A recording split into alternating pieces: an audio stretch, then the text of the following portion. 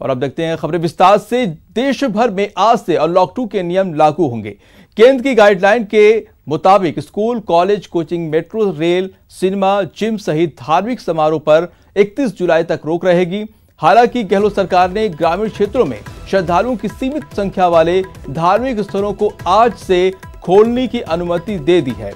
वहीं शहरों में सभी धार्मिक स्थलों के बंद रखने का फैसला लिया गया है। रात 10 बजे से सुबह 5 बजे तक कर्फ्यू रहेगा, जबकि ट्रेन और हवाई यात्रा करने वाले आसानी से आवागमन कर सकेंगे। तो आज से अनलॉक 2 की शुरुआत हो रही है और कई जो है नियम बनाए गए हैं और इसके तहत आपको बता दें कि जो रात में ज़रूरी सेवाएं हैं उसका परिचालन में छूट भी मिली है। रात 10 बजे से सुबह 5 बजे कर्फ्यू रहेगा। दुकानों में 5 से ज़्यादा लोगों को इजाज़त होगी। ट्रेन और प्लेन के यात्रियों को रात में आने जाने की छूट भी रहेगी। इस तरह की कई छूटें दी गई हैं। आपको बता दें कि कर्फ्यू की जो मियाद है वो रात 10 बजे से सुबह 5 बजे तक कर दी गई है। तो रात में जो ज़रूरी सेवा है उसका परिचालन भी होता रहेगा, उसके लिए भी छूट दी गई। और सीएम अशोक गहलोत ने देर रात कोरोना को लेकर कोर ग्रुप की बैठक ली है, जिसमें कोरोना संक्रमण के हालात पर समीक्षा की गई।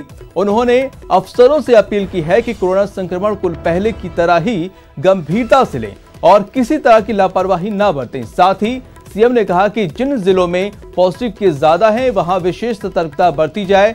सीएम ने स्वास्थ्य विभाग के अफसरों को निर्देश दिए हैं कि जहां पॉजिटिव केस मिले वहां आसपास के लोगों की कोरोना जांच कराई जाए। सीएम ने जनता से अपील की है कि वो कोरोना को लेकर किसी तरह की लापरवाही न बरतें, बल्कि खुद हेल्थ प्रोटोकॉल का सख्ती से पालन करें।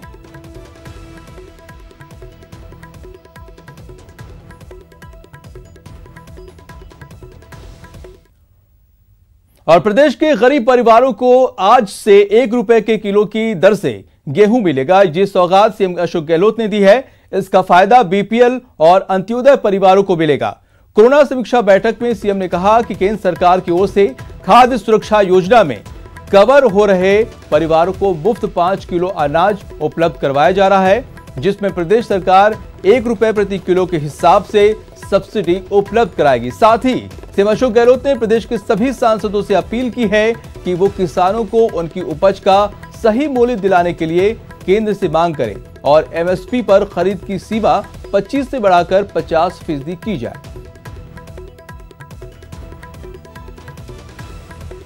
तो सीएम अशोक गहलोत की सौगात, किसानों को 1 रुपए में 1 किलो गेहूं मिलेगा। अब एक बड़ी सौगात है जो बीपीएल और स्टेट बीपीएल और अंत्योदय परिवार हैं उनको सीधा इसका फायदा होगा। एक परिवार को 10 रुपए में मिलेगा 5 किलो गेहूं।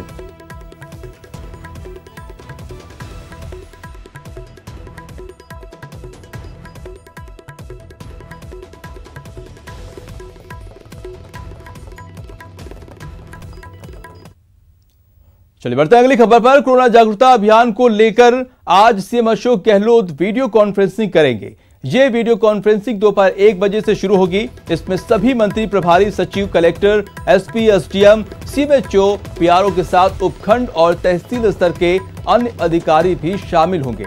वीडियो कॉन्फ्रेंसिंग में 7 जुलाई तक चलने वाले कोरोना जागरूकता अभियान की समीक्षा होगी।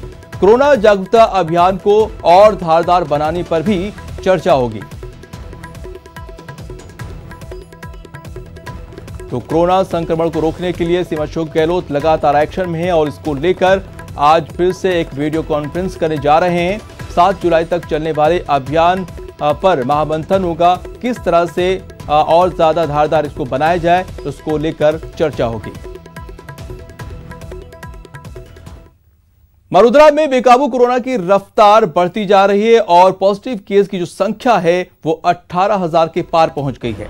24 घंटे में 354 लोग बीमार पड़े हैं और 8 की मौत हो चुकी है। कोरोना से अब तक 413 लोगों ने जान गंवाई है और इलाज के बाद 13,908 लोग डिस्चार्ज हो चुके हैं। जयपुर में सबसे ज्यादा लोग बीमार हैं। तो कोरोना मरीजों की संख्या लगातार बढ़ती जा रही है और आंकड़ा 18,000 के पार पहुंच गया है। 24 घंटे में आपको बता दें कि 13 लोगों ने अब तक जान गंवाई है और 24 घंटे में 8 लोगों की मौत हुई है। और जिलेवार तरीके से भी देख सकते हैं क्या कुछ आंकड़ा है। यहां पर आप देख सकते हैं कि जयपुर में 3,318 केसेस हैं, जोधपुर में 2,854 केस, भरतपुर में 1,630, पाली में 1,093, उदयपुर में आपको बता दें कि 703 केस, धौलपुर में 681 और इसी तरह आप देख सकते हैं स्क्रीन पर जिलेवार आंकड़े नजर आ रहे हैं। तो कोरोना काल में राज्य सरकार ने किसानों को फिर से बड़ी राहत दी है। किसानों के लिए खरीफ और रबी सहकारी फसली ऋण की अवधि है वो 31 अगस्त तक बढ़ा दी है।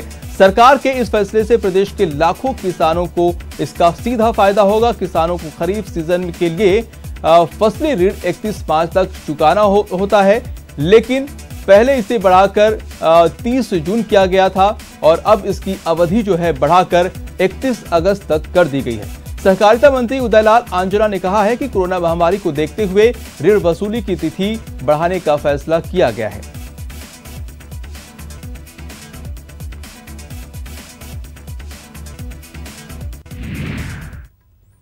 और बढ़ते अगली खबर पर, पेट्रोल डीजल के दामों पर बीजेपी कांग्रेस में सियासी घमासान जारी है। कांग्रेस ने जहां केंद्र सरकार के तेल की कीमत करने की प्रदर्शन किया, तो वहीं बीजेपी ने प्रदेश सरकार के खिलाफ मोर्चा खोल दिया है। उपनेता प्रतिपक्ष राजेंद्र राठौर ने पेट्रोल और डीजल की बढ़ी दरों के लिए गहलोत सरकार को जिम्मेदार बताया है।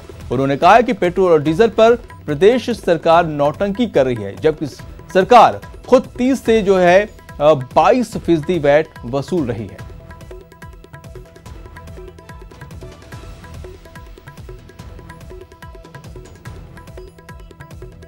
पेट्रोल और डीजल निश्चित तौर पर इस एक महीने में लगातार इनके दाम बढ़े हैं अलग अलग कारणों से, पर राज्य सरकार जिस प्रकार की नौटंकी कर रही है, इन 18 महीने में पेट्रोल पर 12% और डीजल पर 10% वेट जिस सरकार ने बढ़ा दिया, सेस को भी वेट के दायरे में जो सरकार ले आई, अगर सरकार अपना बढ़े हुए वेट को कम करती और उसके पश्चात मांग करती तो समझ में आती।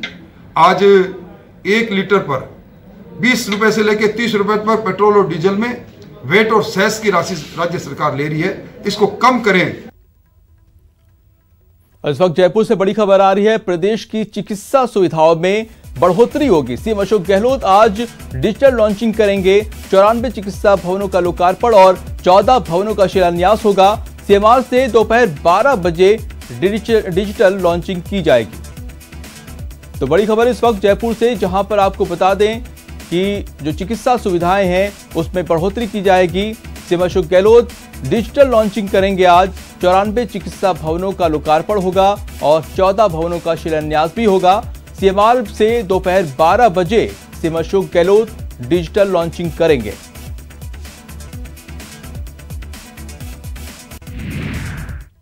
और वक्त हो चला छोटे से ब्रेक का। ब्रेक के बाद आपको मिलवाते हैं धरती के भगवान से।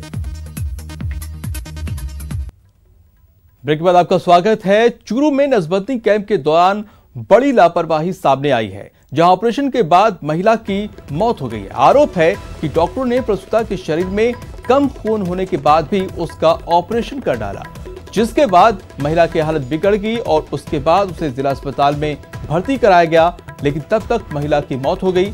पुलिस ने मौके पर पहुंचकर परिजनों के बयान दर्ज कर जांच शुरू कर दी है।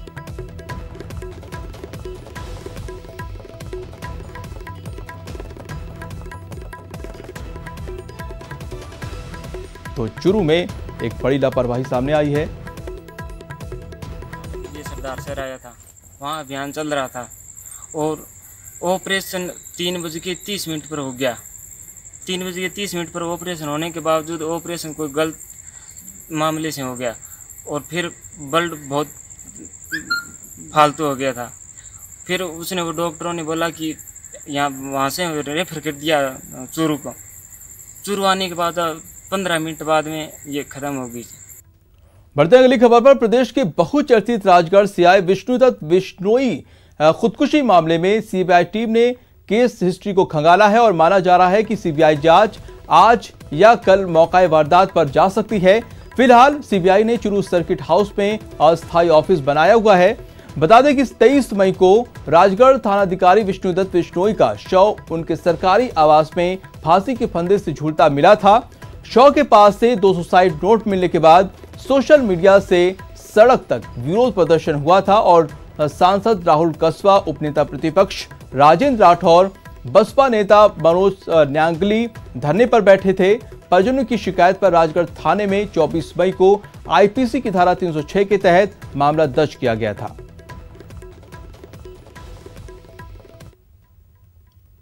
जयपुर पुलिस की बड़ी काम हाथ लगी है और पुलिस ने एक ऐसे ठग गिरोह को पकड़ा है जो दूसरों की जमीन फर्जी दस्तावेज के जरिए हथिया लेते थे।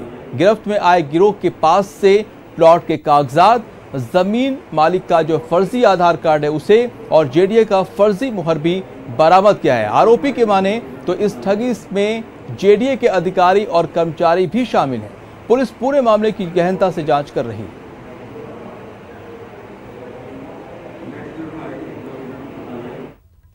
और प्रदेश के किसान एक बार फिर आंदोलन की राह पर है। ये किसान सरकार के रवैये से नाराज हैं और उनका कहना है कि अगर चने की सरकारी खरीद बंद हुई तो किसानों को बड़ा आर्थिक नुकसान उठाना पड़ेगा। किसान महापंचायत ने किसानों को 2102 करोड़ रुपए के नुकसान का आकलन किया है और खरीद बंद होने की स्थिति में आंदोलन की चेतावनी दी है। किसान महापंचायत के राष्ट्रीय अध्यक्ष रामपाल जाट ने कहा है कि उन्होंने प्रधानमंत्री और मुख्यमंत्री को लेकर सभी 25 लोकसभा सांसदों को चिट्ठी लिखी है जिसमें दाने दाने की खरीद की मांग की गई है। ऐसा नहीं होने की स्थिति में किसान गांव बंद कर आंदोलन करने को मजबूर हो जाएंगे और साथ ही दिल्ली कूच जैसे कदम भी उठाए जा सकते हैं। फुड प्राइस पे भी सरकार किसान का पूरा माल खरीदती नहीं, वो आधा या आधे के आसपास माल खरीदती है। बाकी जो आधा बच जाता है उसके पास है, वो बचा हुआ माल उसको खुले मार्केट में बेचना पड़ता है। और खुले मार्केट के अंदर जब व्यापारी खरीदता है तो व्यापारी अपना पूल भी बना लेते हैं और कोई दूसरे भी तरीके हैं उनको आगे करना, वो अपना सारे रिस्क कवर करके लेते हैं, तो वो अपनी मर्जी से लेता है, व्यापारी को बाधा तो है नहीं। और अब रुक करते हैं दूसरे अहम खबर की तरफ। पाकिस्तान को चीन पाकिस्तान इकोनॉमिक कॉरिडोर से कोई फायदा नहीं होगा और इसके जरिए होने वाला सारा मुनाफा चीन के खाते में चला जाएगा। रक्षा विशेषज्ञ एसपी कटेवा ने कहा है कि सीपेक के बनने से चीन पश्चिमी एशिया और मध्यपूर्व के साथ यूरोप तक अपने निर्यात को बढ़ावा देने में कामयाब हो सकता है। सीपेक की कामयाबी भारत के लिए चिंता का सबब है, मगर पाकिस्तान को भी इससे ज्यादा खुश होने की जरूरत नहीं है, क्योंकि जो सब्ज बाग अभी पाकिस्तान देख रहा है वो पूरे होने वाले नहीं हैं। पाकिस्तान इकोनॉमिक कॉरिडोर के नाम से जो एक कॉरिडोर बन रहा है, रेलवे लाइन बन रही हैं, ये हमारी पाकिस्तानी ऑक्युपाइड कश्मीर पीओके के बीच में से गुजर रहा है और ये इसका हमने विरोध भी किया है, क्योंकि ये चाइना से ये कॉरिडोर चल के जो कराची के वेस्ट की तरफ जो जगह है ग्वादर पोर्ट है एक बहुत बड़ा, उसको चीन इस्तेमाल करना चाहता है और सारी की सारी अपनी एक्सपोर्ट और इंपोर्ट वो ग्वादर से लेकर के रेल द्वारा या रोड द्वारा वो उसको पीओके के थ्रू और पाकिस्तान के सिंध के थ्रू चाइना में ले जाना चाहता है। और आज नेशनल डॉक्टर्स डे है। आज पूरा देश उन्हें दिल से सलाम कर रहा है। कोविड-19 की महामारी के बीच ये तमाम डॉक्टर्स अपनी जान जोखिम में डालकर हमारी जान बचाने में लगे हुए हैं। फ्रंट लाइन योद्धा बनकर दिन रात मरीजों की सेवा कर रहे हैं।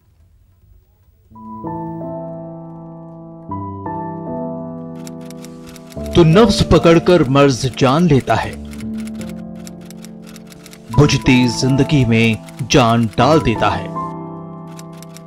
तो खुदा तो नहीं फिर भी आला है, तू मसीहा है हमें तेरा ही सहारा है। जी हां, नेशनल डॉक्टर्स डे पर आज पूरा देश उन्हें दिल से सलाम कर रहा है। आज कोरोना वायरस की महामारी के बीच देश के तमाम डॉक्टर अपनी जान जोखिम में डालकर हमारी जिंदगी की हिफाजत में लगे हैं। दिन रात एक कर मरीजों की सेवा कर रहे हैं। हमारे देश में डॉक्टर्स को भगवान का दर्जा क्यों दिया जाता है? आप इस महामारी के बीच उनके इस बहुमूल्य योगदान से अंदाजा लगा सकते हैं। मरुधरा के डॉक्टर्स भी कोरोना को हराने में लगातार लगे हुए हैं। आज उनकी कोशिशों का ही नतीजा है कि यहाँ मरीजों की रिकवरी रेट 78% से भी ज्यादा है। कोमोर्बिड कंडीशन है, डायबिटिक है, हाइपरटेंसिव या कोई रीनल डिजीज है, कार्डियक प्रॉब्लम है या इम्यूनो कॉम्प्रोमाइज मेडिसिन ले रहे हैं, और स्पेशली बच्चे और ओल्ड एज में। बाकी के पेशेंट अपने राजस्थान में रिकवरी रेट अच्छी है, पेशेंट रिकवर हो रहे हैं। हालांकि ये भी सच है कि मरुधरा के तमाम डॉक्टर्स को इसकी कीमत भी चुकानी पड़ रही है। मरीजों का इलाज करते करते कई डॉक्टर खुद कोरोना वायरस के शिकार हो रहे हैं। प्रदेश में अब तक कुल 512 हेल्थ वर्कर्स बीमार हैं। 512 में से 106 डॉक्टर पॉजिटिव हो चुके हैं। 50% हेल्थ वर्कर्स बिना लक्षण के पॉजिटिव हैं। एसएमएस अस्पताल में 72 हेल्थ वर्कर्स कोरोना पॉजिटिव हो चुके हैं। इनमें 4 डॉक्टर्स और 47 नर्सिंग स्टाफ कोरोना पॉजिटिव हैं। एसएमएस अस्पताल में शेष पैरामेडिकल स्टाफ संक्रमित हैं।